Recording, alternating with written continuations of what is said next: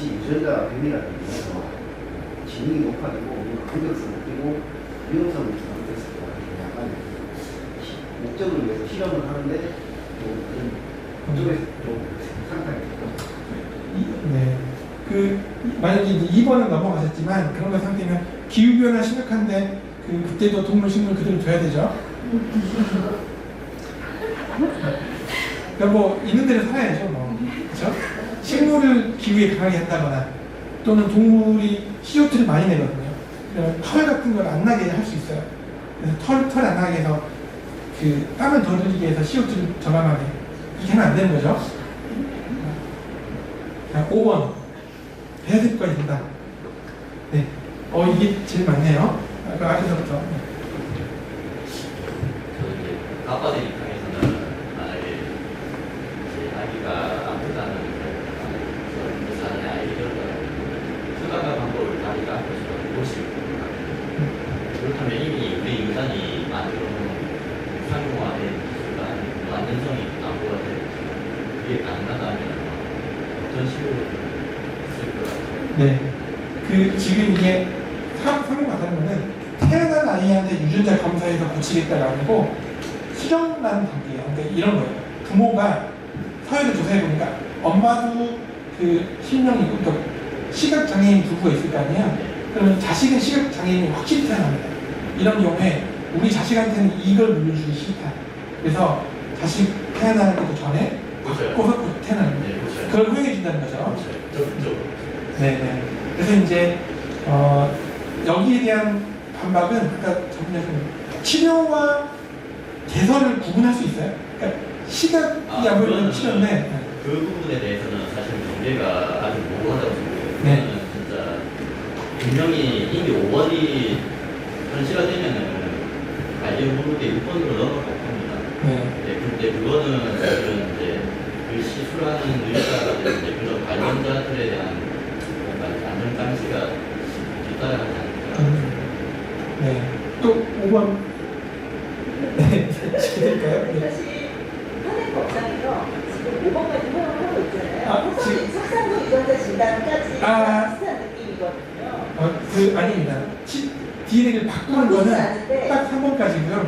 현재 우리나라에 3번까지. 실제 현행 법상에서는 석상도 유전자 진단을 통해서 대화센터에서 특정 질환을 가진 그거를 것을 판단해서 제외할 수는 있어요. 네, 그게 지금 지난 10년간 처음에 60대 시절에 지금 200대가 계속 늘어나고 있거든요. 사람들이 계속해서 그거를 하고 있고, 아까 말씀하셨듯이 치료나 개선은 사실 되게 애매한 거지만 사실 이거는 합의에 있는 결정이 되는 문제라서 5번까지는 일단 허용이 가능할 것 같고요. 저는 개인적으로 저희 아이들이 생명을 전부 다 시험관 하시고 있어요. 그리고 심지어 다 인공지능하는 아이들이고 최초대 기술사한 아이들이고 그 아이들이 굉장히 중요하다고 생각합니다. 가급적 정말 할 수 있는 거면 해야 된다고 합니다. 할 수 있으면 한 기술이 있으면 하는 게 나쁘지 않다는 소비자적 심정을 좀 해야겠죠. 그래서 아까 이 의견 드신 분과 상의를 해보시기 바랍니다. 완전 다릅니다. 여기 반대하는 분은. 그리고 5번, 6번이 모호하다는 게 가장 치명적일 수 있어서 예를 들면 이 변화죠, 당연히. 왜냐면 60개에서 200이 됐다고 하는데 우울증은 예전에는 DNA 질환이 아니라고 생각했다가 어느 순간 DNA 질환으로 받아들여지면 우울증도 바꾸겠다? 그렇게 되면 가능한가? 또는 키가 작은 게 문제가 돼서 키를 키우겠다. 키는 질병 아니에요? 명백히 아닙니까? 140은 질병이고 남자가 150은 질병이 아닙니까? 이런 기준들 어차피 사람이 합의하는 거예요. 근데 우리는 150 정도는 뭐 괜찮겠는데 네덜란드 갔더니 우리는 150은 질병이기 때문에 160 이상 이렇게 나라마다 다르고 우리 나라가 거기 가서 시술 갖고 오면 되겠는 뭐 하여튼 상상하는 그러니까 5번이 되면 6번이 된다는 게 막을 수 있나부터 해서 이런 게 허점이 되는 거예요. 또 다른 제가 개인적으로 우리 노화가 인간의 노화도 사실 이제 질병의 개념으로 지금 넘어가고 있는 걸로 알고 그렇죠. 있고, 사실 그렇게 따지면은 이 인간의 수명에 대해서도 사실 우리가 기술적으로 극복할 수 있다고 이제 넘어가는 단계잖아요. 그 이제 선을 갖다가 우리가 잡아야 되는 건데 그때부터는 아마 자본의 논리가 지배하지 않을까.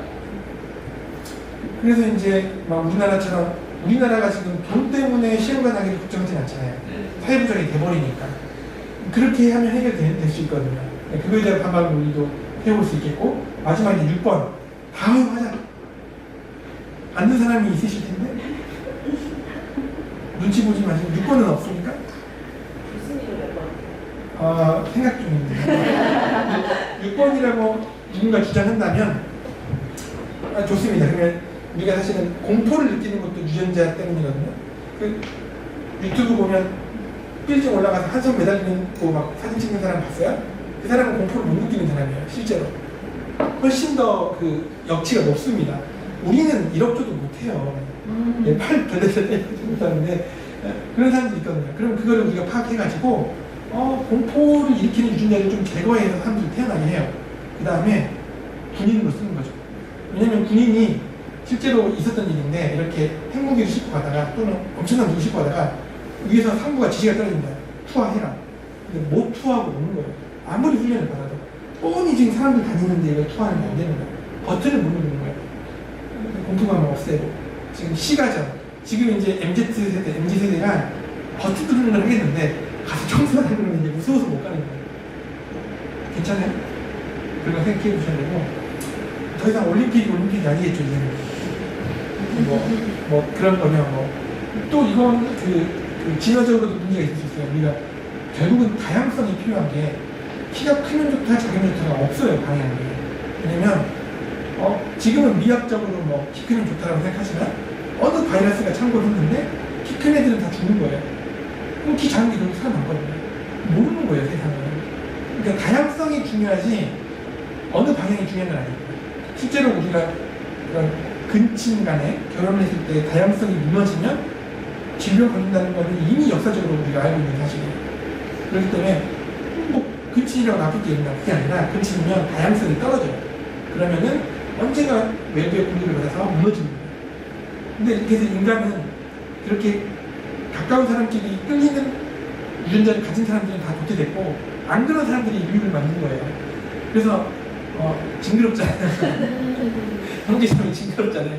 그러니까 그게 진화된 거거든요. 어쨌든 그러니까 그런 면에서 이거는 생각해볼 수 있지 않나 고민을 해봅시다.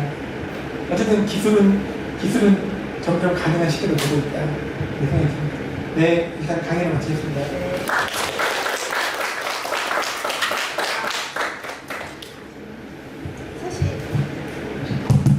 사실 제가 할 때는 걱정 중 하나가 두께 보이시죠? 이게 저희가 설명해 주기 좀 두꺼운 거거든요. 사실 그래서 이 두꺼운 내용 어떻게 요약해서 설명해 주실까 그래서 되게 걱정을 했는데 교수님 역시 고수다운 면모로 설명을 잘 해주셨고요. 오늘 아마 그리고 이제 굉장히 중요한 말씀을 주셨어요. 특히 생물을 다루면서 이 생물을 다루는 결과가 실험실에서 끝나는 게 아니라 실제 우리 삶에 적용이 되거든요. 그리고 그 삶의 적용의 대상이 나일 수도 있고 그리고 그 대상이 생명이 함부로 건드릴 수 없는 것들이 굉장히 많거든요. 그래서 이 페이지가 사실 오늘 얘기하고 싶으셨던 거의 많은 것들을 기본하는데 저는 하고 그리고 이런 식으로 해서 여러분들 단순히 일방적으로 강의를 듣는 것이 아니라 서로 간의 생각을 하게 되니까요. 그래서 오늘 이제 강의를 들으시면서 여러 가지 생각이 있으셨을 텐데 이제부터 이제 질의응답 시간을 갖도록 하겠습니다. 그래서 책에 대한 내용도 좋고요. 오늘 강의에 대한 내용도 좋고 아니면 저기 나와 있는 내용도 좋고요. 질문을 해주시게 되면 아시겠지만 저희가 선물을 준비해놨습니다. 이 책이 지금 5권 준비가 되어 있거든요. 그래서 질문을 선착순 5분에게 순서대로 드릴 테니까 질문 있으시면 빨리 해주시면 좋겠습니다. 자, 어떤 분이 먼저 질문해 주시겠어요? 네, 여기 오세요. 사실 중요한 건 아닌데 RNA가 DNA 반응이 조금 네. 좋은 좋은 질문이죠. 네, 정확히 반으로 쪼개는 겁니다.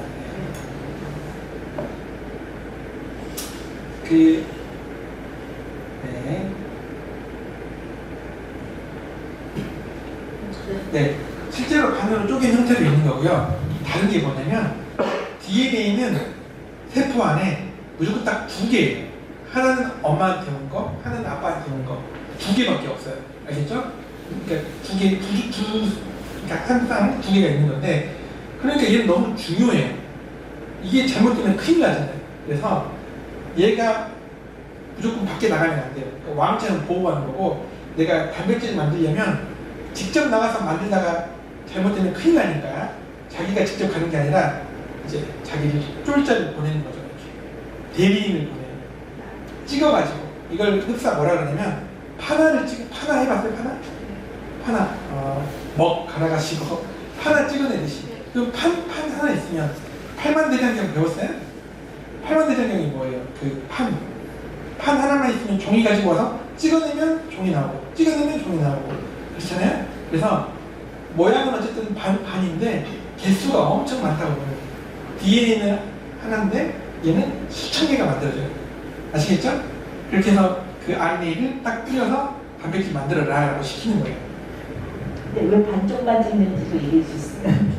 얘기를 해주시죠. 생각 전문가신데요. 얘기를 해주세요. 아, 얘기해 주세요. 반 쪼개져서 찍히기 때문에 반쪽만 찍히죠. 반 쪼개져서 반 복제를 하기 때문에 원래 DNA 분자인데 양쪽 두 줄 다 복제해서 다시 붙는데 한쪽만. 그래서 어차피 그리고 3%니까 동일한 그 정보들을 갖고 있고 근데 하나 차이, 여기가 하나 다릅니다.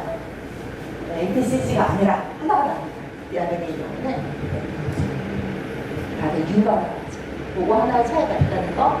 그리고 제 실험실에서 배웠던 거는 DNA를 웬만하면 안 깨집니다. 그래서 실험하기 되게 좋은데 RNA는 문제 잘 깨져서 시험할 때 굉장히 고생했던 기억이 납니다. 네.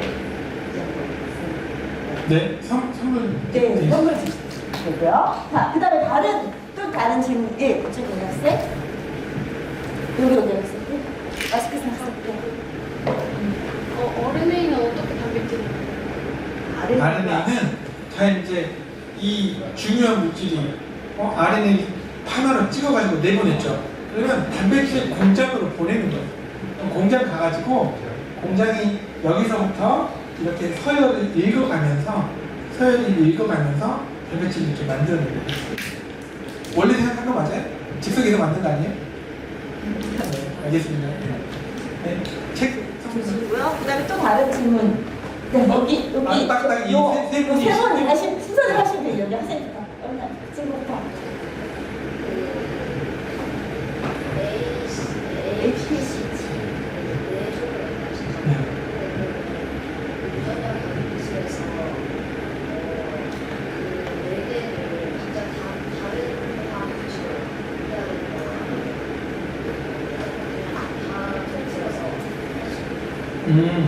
그래서 자 보세요. 서열로 갑시다. 내가 유전자 가위로 싹둑 자르잖아요. 여기를 자르고 싶어요. 그러면 어떻게 하면 되죠? 가이드 RNA. 그러니까 가이드 알아요? 여행 갈 때 가이드 있잖아요. 여행 가이드 본 적 있어요? 가이드가 와가지고 이 서열이랑 똑같이 생긴 가이드를 이제 내가 넣어주면 그 가이드 따라서 가서 여기를 잘라요. 내가 여기를 자르고 싶으면 이 서열과 똑같은 가이드를 넣어주면 여기 가서 잘라요. 알겠죠? 가이드를 내가 바꿔주면 자르는 곳을 인위적으로 바꿔줄 수가 있어요. 엄청 편하죠? 그래서 내가 원하는 곳 한 군데를 정확하게 자를 수 있어요. 가이드를 바꿔주면. 그렇기 때문에 기존의 제한 요소와는 완전히 결이 다른 혁신적인 도구가 된 거예요.